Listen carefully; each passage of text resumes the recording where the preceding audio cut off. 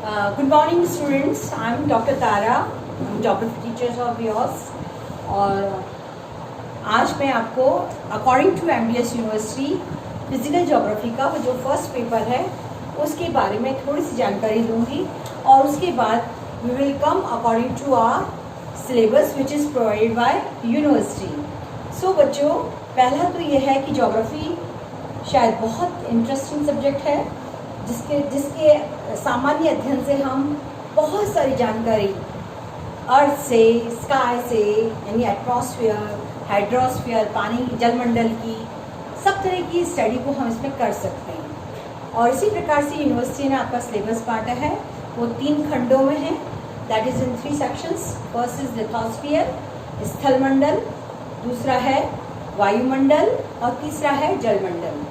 अब regarding examination जो अब तक हम करते आए हैं उसमें मैं आपको बताना चाहूँगी कि there are 3 types of your examination pattern. पहला है सेक्शन ए जिसमें वेरी शॉर्ट क्वेश्चंस हैं, दूसरा है शॉर्ट क्वेश्चंस, तीसरा है ऐसे टाइप क्वेश्चंस, यानी वेरी शॉर्ट में आपके 10 छोटे छोटे क्वेश्चंस आएंगे जिसको कि आपको एक वर्ड या एक लाइन में ख़त्म करना होगा। सेक्शन बी में जिसमें शॉर्ट क्वेश्चंस होंगे जिसमें आपको 3 to 4 लाइन्स और जिसमें मैं आपको हर साल कहती हूँ with the help of example यदि आप एक्सप्लेन करेंगे तो आपको पूरे में से पूरे मार्क्स मिलेंगे। तीसरा है ऐसे टाइप क्वेश्चन जिसमें आपका 3 to 4 पेजेस मैक्सिमम आपको देना होता है क्योंकि सप्लीमेंट्री कॉपीज अभी आपको प्रोवाइड नहीं होती हैं। तो उसमें आपको आंसर पैटर्न मैं आपको जैसे जैसे चैप्टर अपना ज्योग्राफी का अपने आगे बढ़ेगा सब्जेक्ट वैसे वैसे आपको बताती जाऊंगी, क्योंकि वही क्वेश्चन आपके वेरी शॉर्ट में भी आ सकता है, पिन पॉइंट आंसर, जो कि कॉम्पिटिटिव एग्जाम्स के लिए आपका बहुत अच्छी तैयारी हो सकती है। और वही आंसर आप कैसे उसको एलोबरेट करते हो अकॉर्डिंग टू स्ट्रक्चर वाइज।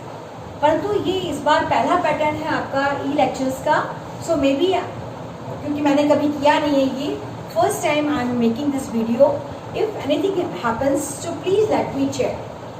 आज पहले दिन मैं आपको ये समझाना चाहती हूँ कि व्हाट इज ज्योग्राफी, भूगोल क्या है, क्यों हमने इसको भूगोल किया कहा।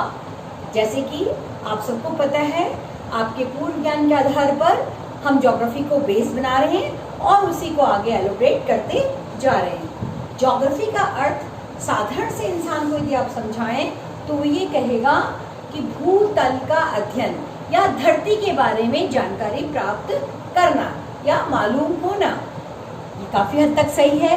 जैसे कि हमारे हिंदी में हमने इसको बोला है भू प्लस गोल, भू प्लस गोल, यानी भू क्या है धरती, गोल मीन्स वृत्ताकार आकृति जो कि हमें आंखों ओपन आंखों से दिखाई नहीं देती है। पर यदि हम इसे आकाशीय दूरी से देखें या किसी हेलीकॉप्टर से या अंतरिक्ष में जब जाएं तो कंप्लीट सेक्शन इसका दिखाई देगा। पर जैसे हम अपनी जगह पर हैं, समुद्र के किनारे हैं, तो आते हुए जहाज के तो जहाज जब हमारे को आता हुआ दिखाई देगा तो पहले उसका फ्रंट का कॉर्नर नहीं दिखेगा, टैप ऊपर उसका फ्लैग दिखेगा। और यदि पानी की लहर यदि आपकी हाई टाइड की तरफ, उच्च ज्वार की तरफ है तो पहले कॉर्नर दिखेगा, फिर मध्य भाग दिखेगा, फिर पूरा जहाज दिखेगा। तो इस आधार पर एक कर्व सा बन जाएगा। जैसे पहले आपका एक छोटा सा हिस्सा दिखा, फिर बड़ा भाग दिखा, फिर कंप्लीट। तो इन बिंदुओं को जब हमने मिलाया ज्योग्राफर्स ने तो पता चला कि पृथ्वी गोल है। इससे पहले पृथ्वी को कोई गोल नहीं मानता था। कई ज्योग्राफर्स को इसमें फांसी भी मिली है। ऐसे ये बहुत लेंथी हो जाएगा चैप्टर, पर मेरी आदत है आपको समझाने की, इसलिए मैं उसको उसी तरह से पढ़ाऊंगी जैसे मैं पढ़ाती आई हूँ। तो भूगोल मतलब पृथ्वी का गोल होना। पर बच्चों, जैसे जैसे इंसान अपनी प्राकृतिक दशाओं से अपने इम्प्रूवमेंट्स के साथ साथ सोसाइटी के अंदर समाज की रचना जब उसने की और अपनी आवश्यकताओं के अनुरूप उसने विकास किया, वैसे वैसे भूगोल का भी विकास हुआ। भूगोल पूर्व में हम केवल एक ही नाम से जानते थे, वो था प्राकृतिक भूगोल। क्या बताया मैंने आपको?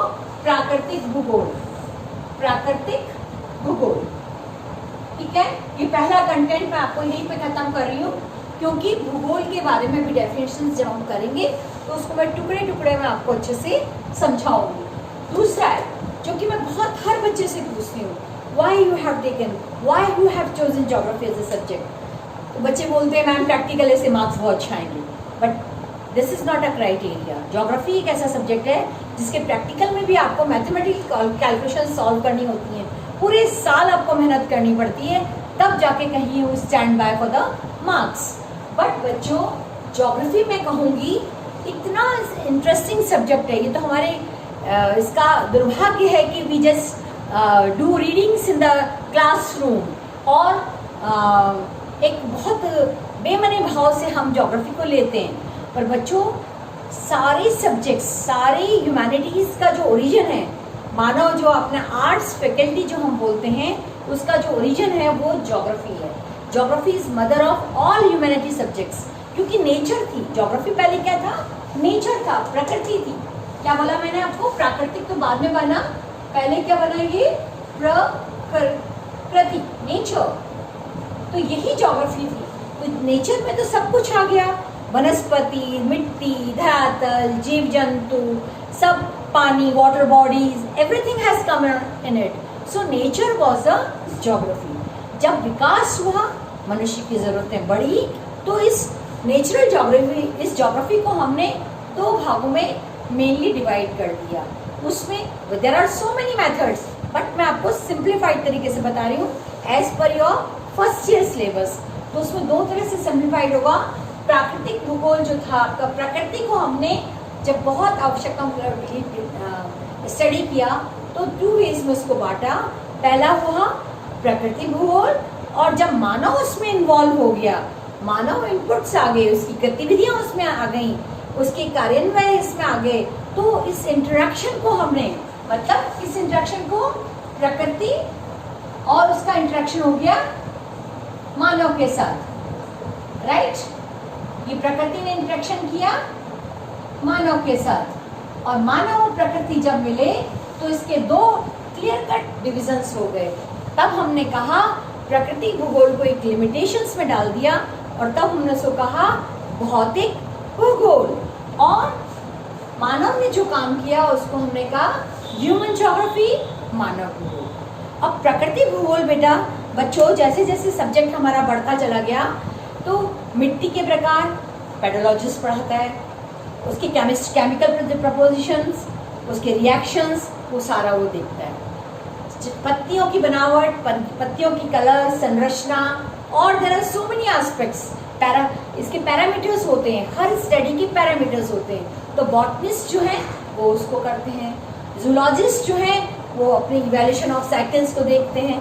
But what we geographers are doing, या what we are learning, we are learning everything because we are origin.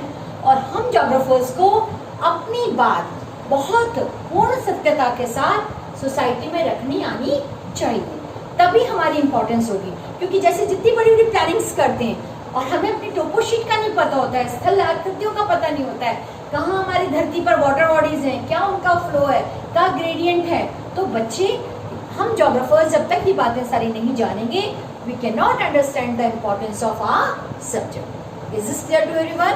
Now उसके बाद भौतिक भूगोल और मानव भूगोल के बाद there are so many branches of geography, ठीक है? तो ज्योग्राफी को चुनना आपके लिए बहुत भाग्यशाली बात है, क्योंकि इसमें आपकी भौतिक भूगोल में आपका क्लाइमेटोलॉजी आता है, जलवायु विज्ञान आता है, समुद्र विज्ञान आता है, और आपकी जस्ट नेम द एक्टिविटी, जैसे एग्रीकल्चर ज्योग्राफी, बायो ज्योग्राफी, आपके political geography, population geography, settlement geography, medical geography, transport geography, industrial geography, commerce geography, geography of commerce, cultural geography, मतलब there are just you name, statical geography. तो सारे geographies के जो branches हैं उसको यदि हम थोड़ा थोड़ा भी पढ़ लेते हैं तो हमें सारा हमारा जीके बहुत खूबसूरत हो जाता है। और डे टू डे लाइफ में इसलिए मैं कहती हूँ कि केमिस्ट्री के फॉर्मूला तो आप घोट के नहीं पी सकते हो, फिजिक्स की इक्वेशंस नहीं कर सकते हो, अप्लाई हल्का सा कर सकते हो, पर ज्योग्राफी तो आपके डे टू डे लाइफ में काम हर वक्त आती है। आप जैसे ही आपकी कोई क्लाइमेटिक कंडीशन, विंड कंडीशन देखें, प्रेशर कंडीशन देखें, क्लाउड स्ट्रक्चर देखें, लेआउट ऑफ लाइन्स देखें, तो आपको पता लग जाता है आने वाले समय में क्या मौसम होगा। You can do the prediction if you have studied thoroughly.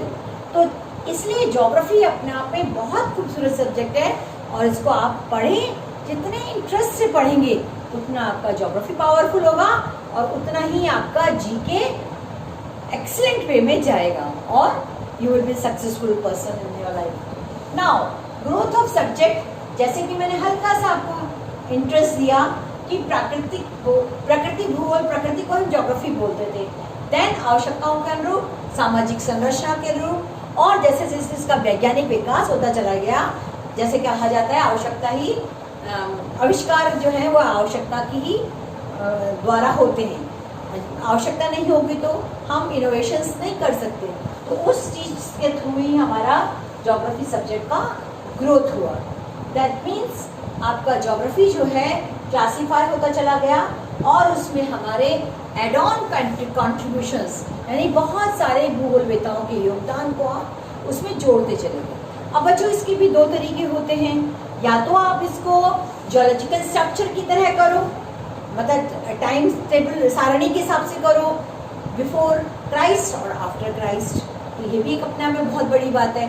और या दूसरा क्लासिफिकेशन आप इसको जैसे मैं कराती हूँ, तो मैं कराती हूँ आपको Roman geographers, this thing Greek geographers, then आपके British geographers, school German school geographers, French school geographers, American geographers, Australian geographers, and the most our country के Indian geographers like R L. Singh, L S. Bhatt, Channa, there are just, जैसे राजस्थान में सबसे ज़्यादा काम किया है मामोरिया and निगामैन मामोरिया साहब ने।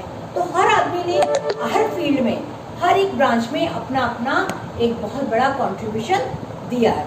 तो ये इस तरह से इसका इवैल्यूएशन हुआ। अब ये काम मैं इसलिए बता रही हूँ आपको कि उससे क्या, अभी जोग्राफर का नाम यदि मैं केवल क्लास में आऊँ और कह दूँ हेरोडोटस, तो मैंने ही हेरोडोटस नहीं देखा, परंतु यदि हम उसको उसके नाम, उसके बर्थ प्लेस से उसको आइडेंटिफाई करें, हर चीज़ को यदि हम कोरिलेट करें, तो सारी ज़िंदगी हमको याद रहती है। रटाफिकेशन नहीं करना पड़ता है, ट्रू सेंस में जस्ट हम उसको लर्निंग प्रोसेस को अपने अंदर इनहेल इनसाइड अपने उसको एक्यूमुलेट करते चले जाते हैं। Is this clear?